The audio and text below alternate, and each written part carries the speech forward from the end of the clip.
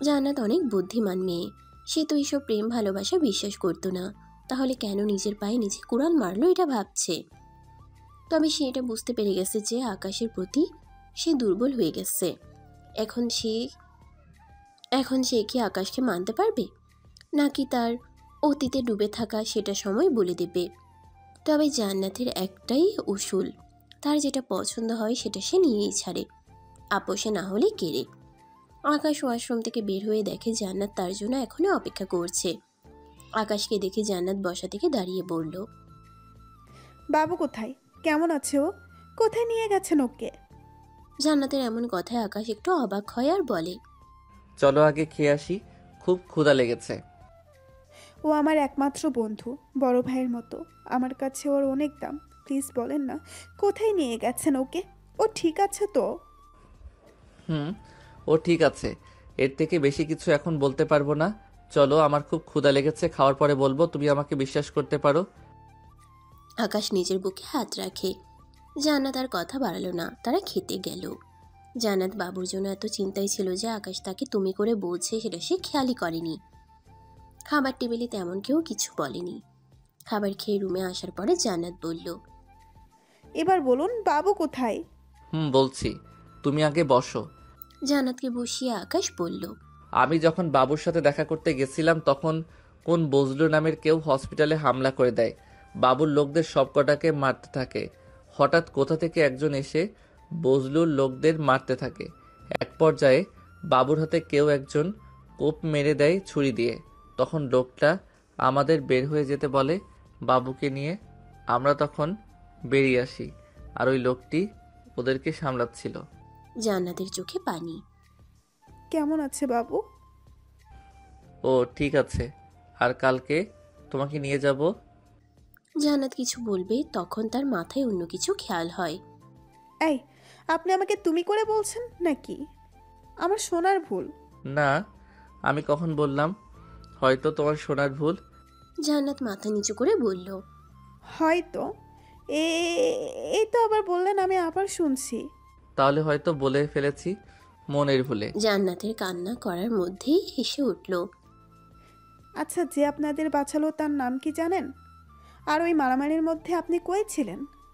আপনি তো ওদের সাথে মারামারি করতে পারতেন। দেখলাম তো আপনি ওই দিন কি করেছিলেন। আকাশ কি বলবে ভেবে পাচ্ছে না। না মানে আমি লুকাইছিলাম, আর ওই দিন মাথা গরম হয়ে গেছিল, তাই কি করেছিলাম মনে নেই। আর ওর নাম কি যেন বলেছিল? হ্যাঁ, এ কে কে ভাই। জান্নাত নামটা শুনে একটু জোরে বলে উঠল। এ কে কে কে? জান্নাত একটু জোরে একে বলে উঠাই। আকাশ একটু অবাক হয়। এমন করে রিয়াক্ট করে মানে কি?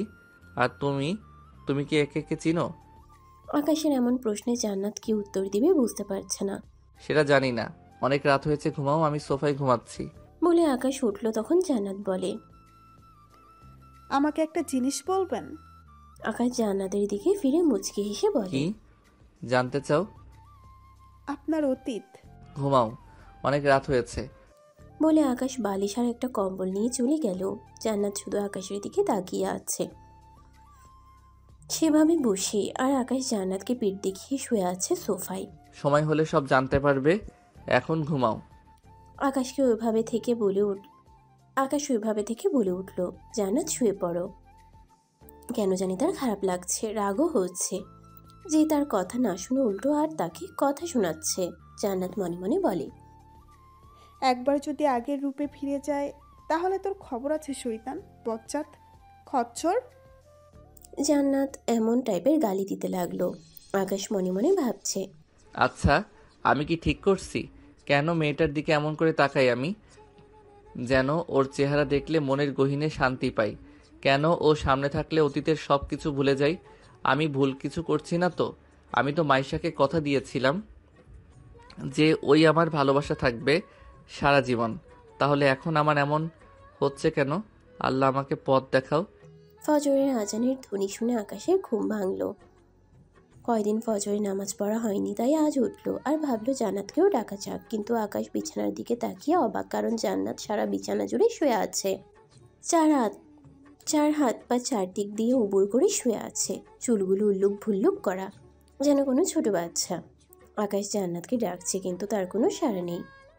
কি করবে ভেবে সে জান্নাতের কাঁধে হাত দিয়ে নাড়া দিলে ডাকছে। জান্নাত মুখ ঘুরিয়ে চোখ পিটপিট করে খুলে দেখল তার রাজকুমার তার পাশে বসে তার দিকে ঝুঁকে আছে। জান্নাত এটা দেখে থেলে চুড়ে উঠে বসলো আর ঘুম চোখে হাই তুলতে তুলতে বলল, কি হয়েছে? এত রাতে আবার কি হলো? এত রাত মানে? আজান দিছে, উজু করে আসো, নামাজ পড়বো দুইজন মিলে। আকাশ জান্নাতের দিকে তাকিয়ে আছে যেন কিছুই তার মাথায় ঢুকে নাই। চলো যাও, দেরি হয়ে যাচ্ছে। আকাশ বলল। জান্নাত কিছু না বলে ঢুলতে ঢুলতে ওয়াশরুমে গিয়ে ঠাস করে দরজা লাগিয়ে দিল। আকাশের চিন্তা হচ্ছে যেন সেখানে না আবার ঘুমিয়ে পড়ে, কিন্তু না, আকাশকে অবাক করে সে ফ্রেশ হয়ে উজু করে বের হলো। এরপর দুজনেই নামাজ পড়ে নিল। মোনাজাতের পরে জান্নাত বলল, জানেন, এই 2 বছর পরে নামাজ পড়লাম। জান্নাতের এমন কথায় আকাশ অনেক অবাক হয় এবং বলে, কেন, এই 2 বছর কি হয়েছিল যেন নামাজটাই ভুলে গেছো?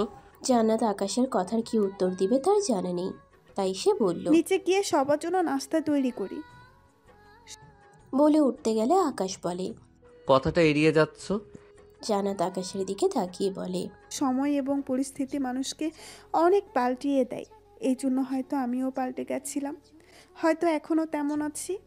জান্নাত কি বলল সেটা আকাশের বোধগম্য হলো না, এই জন্য আবুল মার্কা লুক নিয়ে তাকিয়ে আছে। এটা দেখে জান্নাত বলে, এত কিছু ভাববেন না স্যার, না হলে চুল সব পড়ে যাবে। তখন আমাকে সবাই টাকের বউ বলবে। এটা শুনতে কেমন জানি লাগে, তাই না? সো বেশি ভাবার দরকার নাই, আর সময় হলে আমি নিয়ে আপনাকে বলবো। বলে কিচেনের দিকে চলে গেল। আকাশ এখনও জায়নামাজে বসে আছে আর জান্নাতের বলা কথাগুলো মিলাচ্ছে। আকাশদের বাড়িতে কাজের লোক আছে কিন্তু রান্না করার লোক নেই। জাহানারা বেগম আজ একটু দেরি করে উঠেছে, এখন মাথায় অনেক চিন্তা। তাড়াতাড়ি নাস্তা বানাতে হবে, তাই সে দ্রুত কিচেনের দিকে আসলো। কিন্তু কিচেনে এসে সে অবাক, কারণ জান্নাত প্রায় সব কিছু রেডি করে ফেলেছে। রুটি, ভাজি, আবার খিচুড়ি। বাহ, ফুল প্যাকেজ। কিন্তু জান্নাতকে দেখতে অন্যরকম লাগছে আজকে। মুখে ময়দা লাগানো, শাড়ি পরা, আবার সেটা কোমরে পেঁচানো, যেন পুরো গিন্নি একটা। জাহানারা বেগম তার পাশে গিয়ে দাঁড়ালো। জান্নাত তাকে দেখে বলল, আরে আম্মু, উঠে গেছো? যাও টেবিলে বসো, আমি নাস্তা দিচ্ছি। জাহানারা বেগম জান্নাতের 2 গাল ধরে আদর করে দিয়ে বলল। তুই তো বড় গিন্নি হয়ে গেছিস রে মা। জান্নাত একটু হাসলো। জাহানারা বেগম জান্নাতের হাত দুটো ধরে, তখন জান্নাত আহ বলে চিৎকার করে উঠে হাত পেছনে নিয়ে যায়। কি হয়েছে হাতে? দেখা বলছি। না, কিছু হয়নি তো, এমন চিৎকার করলাম। আহ আহ। ভুলে যাস না আমি তোর আম্মু, তাই বলছি দেখাতে। জান্নাত আস্তে করে পেছন থেকে হাতটা এনে জাহানারা বেগমের সামনে ধরে। কি অবস্থা করেছিস পাগলি মেয়ে, কতখানি হাত পুড়ে গেছে। জান্নাতের ডান হাতের অনেকটাই পুরে লাল হয়ে গেছে। আরে আম্মু, চিন্তা করো না, একটুখানি পুড়েছে। আর অনেক দিন পরে রান্না করলাম, এত কিছু তো, তাই পরে ঠিক হয়ে যাবে। জান্নাত হেসে হেসে বলল। জাহানারা বেগম জান্নাতের পোড়া জায়গায় বরফ লাগিয়ে দিচ্ছে, আর জান্নাত জাহানারা বেগমের দিকে তাকিয়ে আছে, মনে মনে ভাবছে। মায়েরা তো এমনই হয়। আর আমি আমার মাকে কতই না কষ্ট দিয়েছি, সে কি আমাকে ক্ষমা করবে? আমি তো তাকে অনেক কষ্ট দিয়ে ফেলছি। এটা ভেবে জান্নাতের চোখ দিয়ে 2 ফোঁটা পানি গড়িয়ে পড়ল। জাহানারা বেগমের চোখে এটা পড়ল এবং সে বলল, কি মায়ের কথা মনে পড়ছে বুঝি? দেখ, তুই আমাকে মা ভাবিস আর না ভাবিস, তোকে আমি বৌমা না, নিজের মেয়ে ভাবি। জান্নাতের চোখের পানি মুছিয়ে দিয়ে হঠাৎ জান্নাত জাহানারা বেগমকে জড়িয়ে ধরে কেঁদে দেয়। আম্মু জানো, আমি একজন বড় পাপী, নিজের মায়ের সাথে অনেক বড় অন্যায় করে ফেলেছি, যে পাপের কোনো ক্ষমা নেই। অনেক কথা শুনিয়েছি, বাবার সাথে কথা বলি না। আমি তো অনেক খারাপ, ভালোবাসা পাওয়ার যোগ্য না আমি। তাহলে তোমাদের সাথে তো আমার নতুন সম্পর্ক, তাই তোমরা এত ভালোবাসো আমায়। তাহলে তারা তো আমার জন্মদাতা পিতা, মা। আমি কি করে পারলাম তাদের সাথে এমনটা করতে? জান্নাতের আজ অনেক খারাপ লাগছে এইসব ভেবে, তাই সে নিজেকে শান্ত রাখতে না পেরে জাহানারা বেগমের কোলে ঢলে পড়ে আর এসব বলতে থাকে। জাহানারা বেগম জান্নাতকে ছাড়িয়ে চোখের পানি মুছে দেয় আর বলে, ধুর পাগলি মেয়ে, এসব কেউ ভাবে? আর সন্তান যত কিছুই করুক না কেন, যত কষ্ট তাদের দিক না কেন, তাদের মুখ থেকে মা বাবা ডাকটা শোনা তারা অতীতের সব কিছু ভুলে যায়। বাবা মা কোনো সময় সন্তানের উপর রেগে থাকে না, করে থাকে অভিমান, তবে সেটা সন্তানের মুখের কথা শুনেই চলে যায়।